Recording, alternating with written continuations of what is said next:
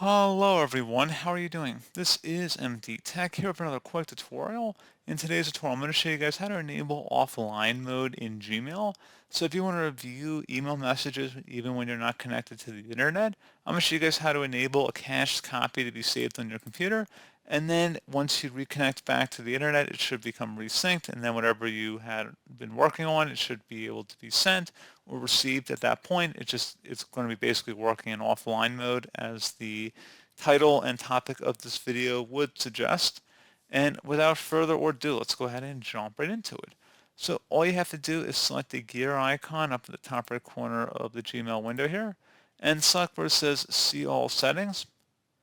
Select the Offline tab, checkmark Enable Offline Mail, so you can enable so much storage on your hard drive so you can see how much is available for offline mail on your computer. It detects how large or how much is available on your hard drive.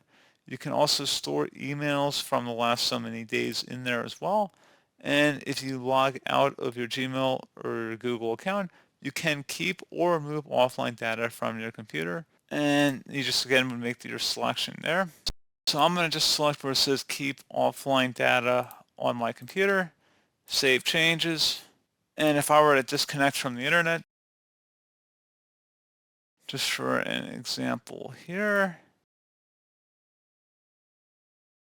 let me just disable my internet for a moment.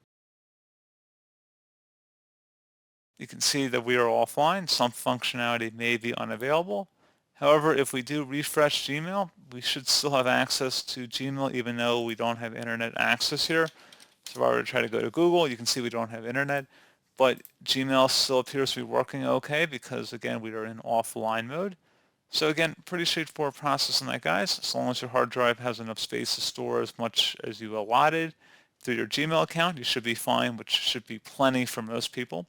So as always, thank you for watching this brief tutorial. Do hope I was able to help you out, and I do look forward to catching you all in the next tutorial. Goodbye.